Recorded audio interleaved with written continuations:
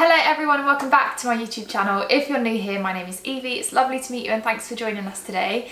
If you're not new here, welcome back to my channel. Today's video is something very special because we have a special guest, my boyfriend Ben. You may have seen him on the channel already a couple of times, but not too often, and you may have seen him if you follow me on Instagram. This YouTube video is going to be about my bodybuilding prep and how both me and Evie are coping about it. Last time I competed was 4 years ago in 2019, a couple of years away and then back to it.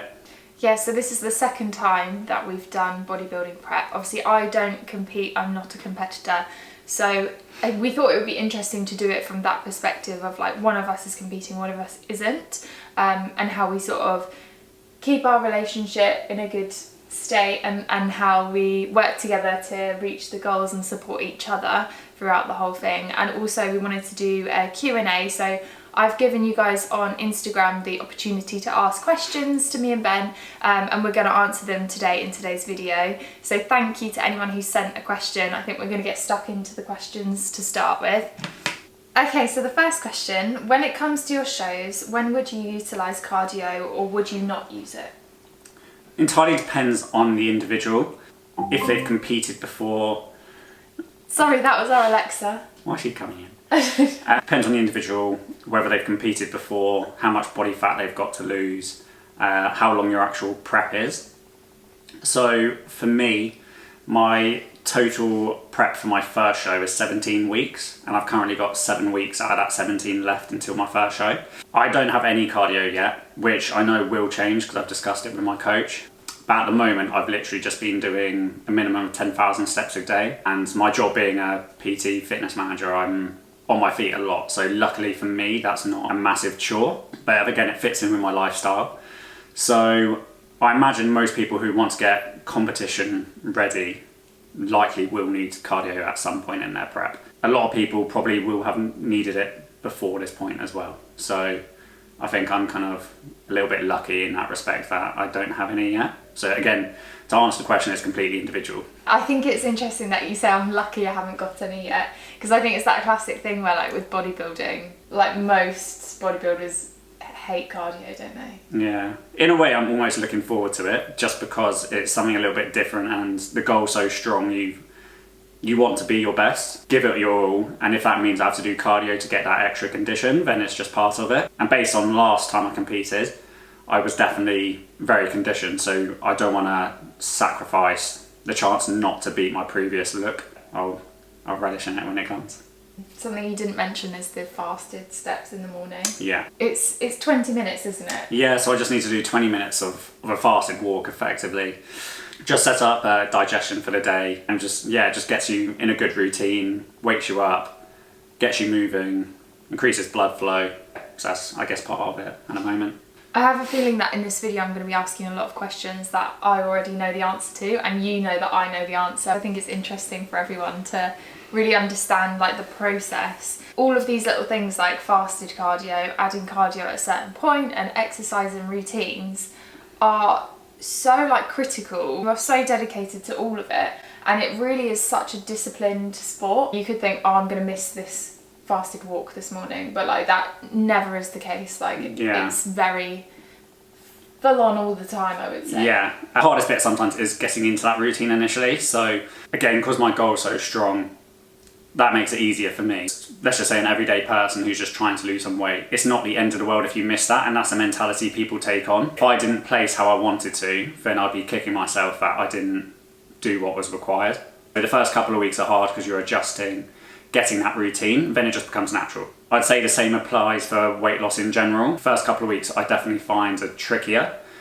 After a couple of weeks it's second nature. From just my training, I would say one of the best things I've learned from the gym and having a fitness routine myself is that aspect of discipline. But I think with Ben it goes to, and with other bodybuilders as well, it goes to like that next level of discipline, which is just like quite admirable, to be honest. So the next question, what's the biggest thing you tend to struggle with when getting stage ready? Definitely energy. Well, this week it's literally started to kick in a bit more. Just finding day-to-day tasks that are a little bit more demanding. Even things like having a conversation with a colleague or with Evie, that definitely becomes more of a struggle. Last time anyway, it was a point like we were walking back from the shop and I'd probably be literally 50 metres behind her. I just didn't have the energy to walk quicker. I'd be like catching my toe going up a curb. Little details like that which you wouldn't think of in everyday life. That's definitely the biggest struggle. I can cope with the hunger and the restriction because I know at some point like my shows will arrive and then it's been worth it. But the energy on a day-to-day basis is definitely hard. What's going to be the go-to meal after your show? I haven't really thought about the actual meal.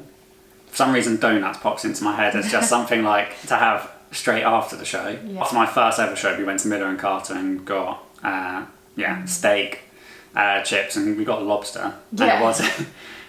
I don't know if it was just because that was my first meal after show, but it was incredible. No, that was really good. So I think we were lucky in how good that meal was. Yeah. If something like that again, I'd be happy with where my shows are. So my first one is at the end of May. My next one's the weekend after. I don't actually know yet. I'll find out from my coach at some point whether or not I will be allowed a meal that evening after my first show. Yeah, I would definitely have to play it sensible, but there is the possibility of a third show, so I'm definitely doing 2 shows, possibility of a third show. Let's just assume it's after my last show. I think something like a steak and chips or burger and chips, something like that. I remember from like the first show that Ben ever did, I remember you having a brownie, just come off stage and you had this full tan on and I was with your mum and you had a brownie and I actually like teared up. I found it so emotional. That is actually one thing. Evie makes the best brownies. So, good peanut butter brownies, so maybe that might be a good option for a kind of immediate off-stage sweet treat. Yeah, I'm sure I can whip up some brownies for you, Ben. What does your week before the show look like? So you have what's called a peak week. Really, this probably should only be applied if you are stage ready, because there's a lot of variables to play with. So you don't want to do something that's going to ruin how you look on the day. The idea is, you're stage ready early and you just want to make the appearance as good as possible. So you will manipulate your carb intake, water intake, sodium intake, these sort of factors, try and reduce stress levels. And it might be very different this time to how I did it last time. You want to go into the show feeling as calm as you can. I won't go into too much more detail just because I don't know the exact details yet. But yeah, it'll be to do with like a carb depletion, carb load, water depletion, water load. It's hard to give too many details out at this point. And also like, we wouldn't want to... Or give any secrets away. We wouldn't want to... we wouldn't want to say anything that maybe gets misconstrued either. I mean, like, at the end of the day, this is like an extreme sport.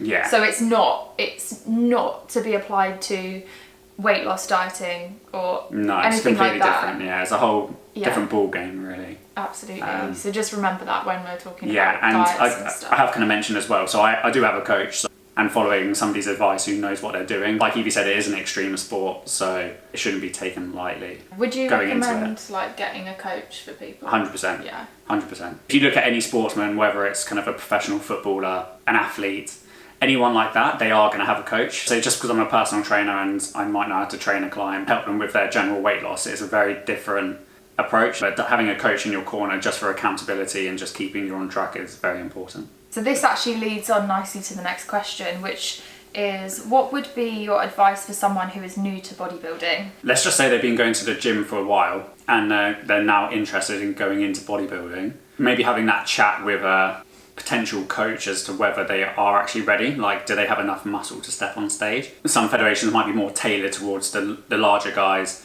or girls. Other federations might be more like beginner level shows. It might be a bit more like a model kind of category as opposed to a bodybuilding category. So having that initial conversation with someone, see if you're ready, but also, are you mentally in the right place? What commitments do you have? Definitely things to weigh up. My main commitment would be having you as a partner. Some people might not have anyone who they need to kind of bring into the deciding factor. Yeah. Other people might have children. Other people might have work, which just doesn't put them in a very advantageous position. The main thing for somebody who wants to do bodybuilding is probably you would want to do like just a cut, see how you even cope with doing just a basic diet phase. So if you struggle with just losing weight in general, then I think competing is off the cards completely. I think you've really got to want it enough. I mean, there's so many sacrifices that you'll have to make, and not only you but people around you as well. Like, there'll be social events that you'll have to miss because you have to be really serious with this approach. Like, you can't just be like, oh, I'm gonna go out to so and so's party and eat and drink loads, whatever I want. It just goes against everything that you're doing, and it's not going to bode well for the result at the end. Like you said, what is around you, who is around you, and making sure you have their support. I think it should be a discussion that isn't taken lightly. I think you need to talk about it and make sure that the other person is fully supportive and understanding of it. You brought up a good point as like, why do you actually want to do it? If you're just stepping on stage because it's a cool thing to do, or your mate's doing it, that's not enough to cut it. It's a decision I actually took years to make. It's not something you decide in like a week. I was bodybuilding training and interested in bodybuilding for years before I actually decided to step on stage. Take your time with it, like weigh up all the factors, is it worth it? Are there any tips or tricks to help you when you get hungry?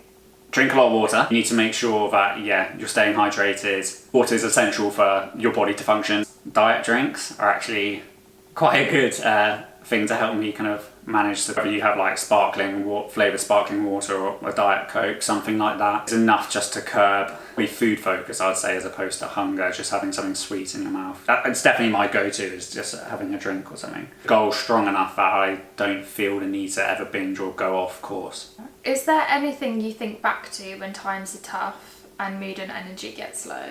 No. Again, it just sounds like I'm reiterating myself. The goal's strong enough that the energy is just part of it.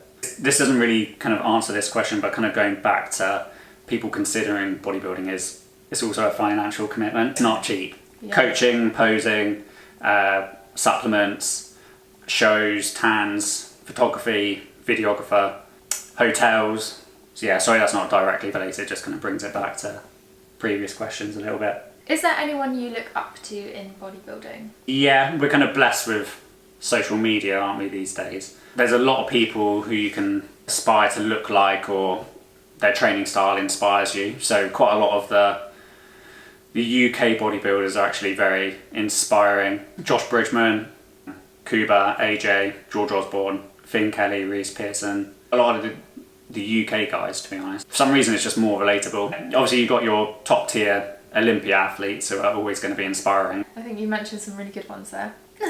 As it relates to Evie. Okay. Evie, I've seen you've been cutting recently. How's that going? Yeah, it's actually going really well, thank you. One of the things about Ben competing is, I think in order to kind of deal with it, support him the best way I can without, feeling too much sacrifice, is also putting my own goals in place for myself. So I've been kind of throwing myself into work and fitness while he's been on his bodybuilding prep.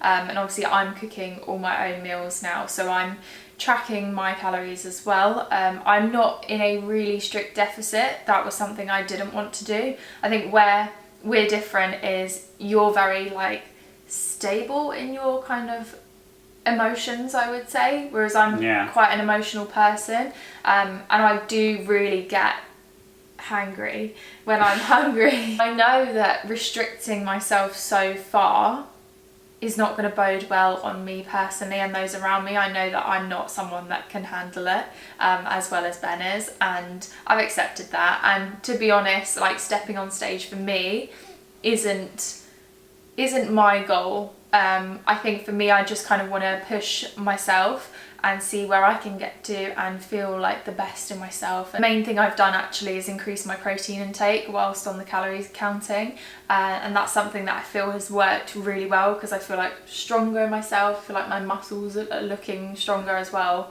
and I genuinely feel fuller from having more protein, which is good. So I have been looking at which kind of food sources are giving me enough protein. I imagine the majority of the audience watching Evie's video, that's going to be much more relatable to hear your point of view, because what I'm doing doesn't relate to the majority. Like Evie's doing, it's probably better not to be in a huge deficit of calories because it's more maintainable and sustainable for everyday people. Yeah. So general population people, you are better still enjoying life. So if you do want to go to a social event, you can have it in the back of your head, but it's just being sensible. Let's just say you want to have a drink instead of going to have kind of cocktails high in sugar, stuff like that, maybe just picking a gin and tonic. With bodybuilding, you're doing it for a specific day, whereas if you might have a holiday in mind or something like that, but it's a self journey, isn't it? You just want to feel good in yourself, look better for your holiday, but you can take it a little bit more I guess what you've said already, bodybuilding is an extreme sport, so you're not as extreme when you come to a general cut. What was really important to me was seeing improvements in my performance as well as losing a bit of fat. So I have lost weight quite slowly over the last but sustainably. 2 months, I think, or a month and a half. 6 weeks you've been doing it, I think. 6 It or 7 feels weeks. That's a lot longer. No, I'm joking. Yeah. For me, I really didn't want to lose any performance, and actually, I feel like I've improved in Your a lot of performance has areas. improved. Like I Yeah. inputted cardio as well, which is something I've kind of progressively built up, and I feel like being lighter, I feel like I've improved so much in cardio because that wasn't something that I really thrived in before. I actually found it really hard, and now I'm going for runs. I just suddenly get an urge to go for a run, which I'm like, who is this lady? Like, what is going on? I'm really enjoying my cut so far, and I feel like the performance that I'm at is a good level, and my calories are at a good level, and yeah, I'm just really happy with it. So thank you for asking. Doing well. Thank you. Are there many competitions in the UK, and is it hard to get into? Links back to people who are new to bodybuilding. If you've already got to this question, you've probably heard what I've had to say about that. But in terms of like, are there a lot of competition? Yeah, there are. There's loads of different federations. So anyone who is thinking about doing it, it's worth looking into these federations to see what kind of suits your physique. And again, that might come with speaking to someone who's experienced to kind of give you suggestions. But there's plenty of content, again, online. You've also got natural shows, and then you've got untested shows. It's just working out kind of, where you are sitting in terms of like, are you a natural competitor? So you're not taking any sort of assistance. Or if you are on assistance, obviously you wouldn't be able to enter into the natural shows. Majority of the shows are untested. One of the shows I'm doing is a natural show. I'm not on any drugs or anything like that. I'm eligible to compete in both. So one of the shows is a natural show. The other one's an untested show. And that's just purely because I want to see how I kind of fare up against the bigger guys. Something you definitely need to kind of look at as to where you sit in comparison to current competitors. I think as well, like there's an age and height. Yeah, classes, true. isn't there? Yeah. So depending again on category, you'll go into a weight class or a height class. Age classes, so some federations will have teen, so under 19 years old. Some will have junior, so under 23. Then you would just go into open or potentially a novice class, depending on where you've placed in previous shows or if you're a complete beginner. Then you get masters. Earliest masters age is usually over 35. But again, depending on the federation, they might have over 40s, over 45s, over 50s. We might jump 10 years. The last question in our Q&A section is, why is the tan so dark? It's basically just going to show the muscle off better. That's why people will shave and tan before a show. And then the stage lighting will, again, just highlight how much muscle is on that physique. With the tans, you can actually book the spray tan the day before the show, the night before? Yeah, so I think it's better to use it with the event organiser. So whoever they suggest or put on their website to book through, probably best doing it through them as opposed to trying to do it yourself, just because different federations might want you to have a darker tan or they might want you to have a lighter tan.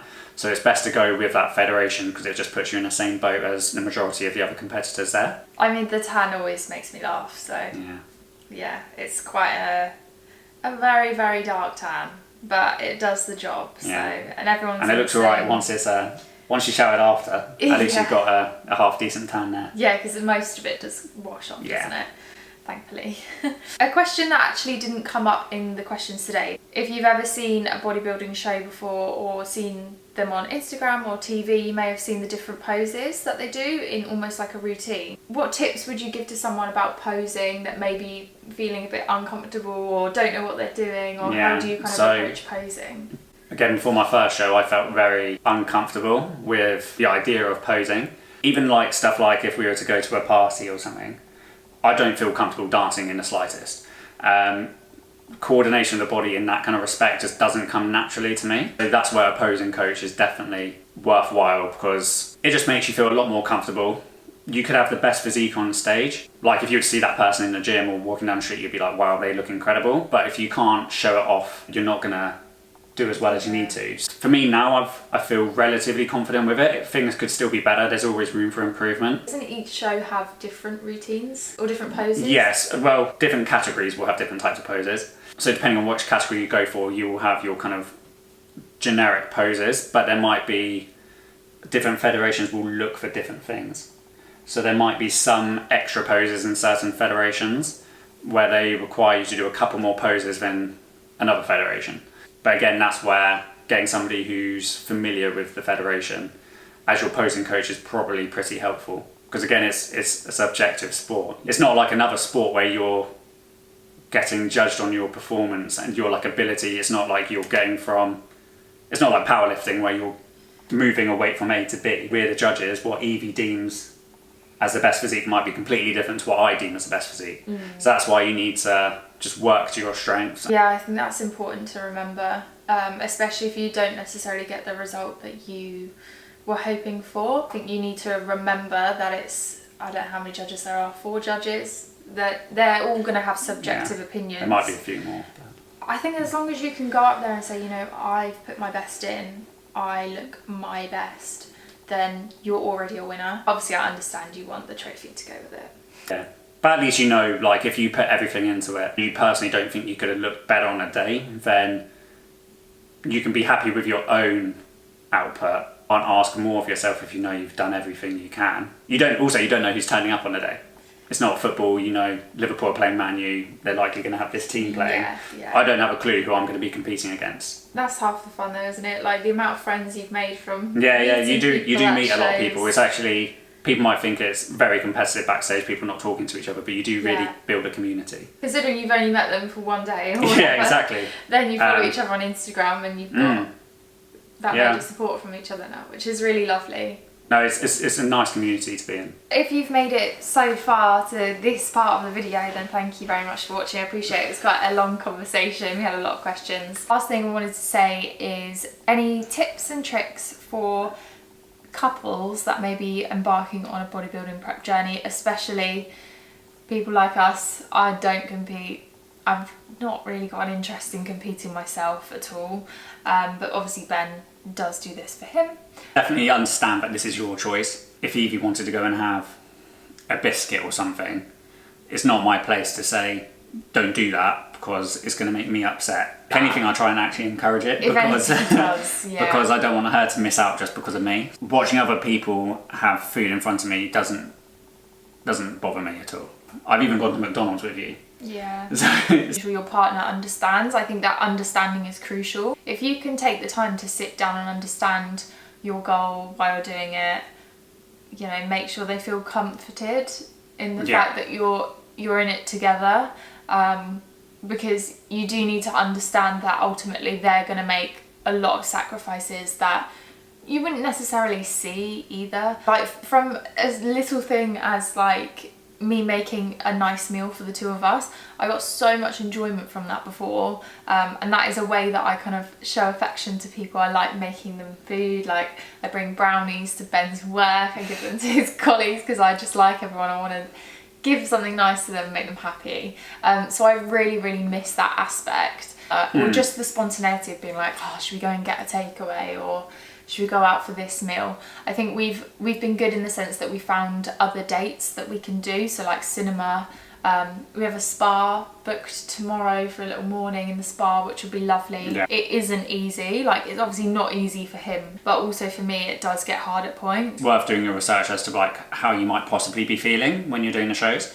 So, because then you can have that conversation with your partner to say, these are the things which could happen at some point during my prep. That understanding is key, and also having like a finish line in sight. Anyone who is watching this, who is actually genuinely interested in competing, pick your shows based on where like finals might lie. So my first show was May the 10th, 2019.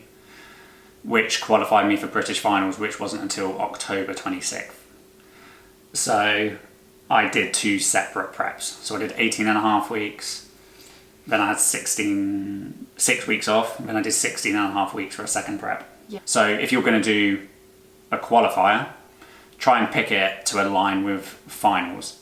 Bodybuilding, we've said before, both of us have agreed, it's a very selfish sport. It has to be.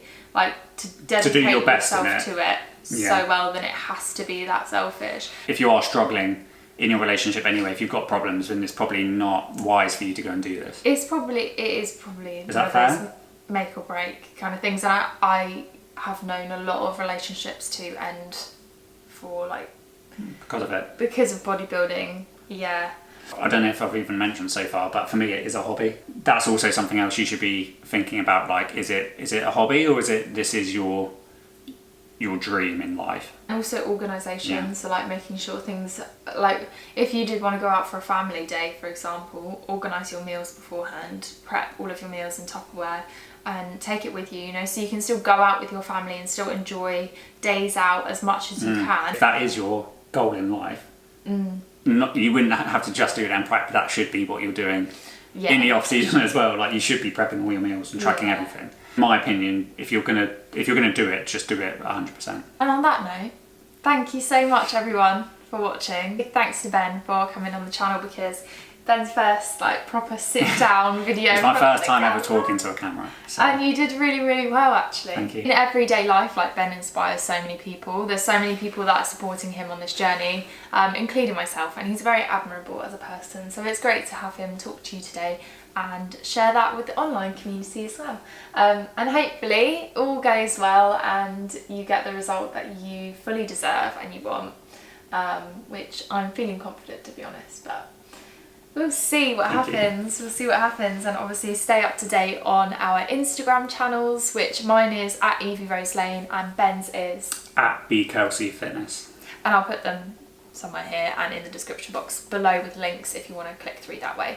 Thank you so much for watching. If you don't subscribe already, please do hit the subscribe button for more videos, and do let us know what you think of this video in the comments. If you have any more questions, we can answer them as well in the comments or in a future video, who knows. Thank you and see you later.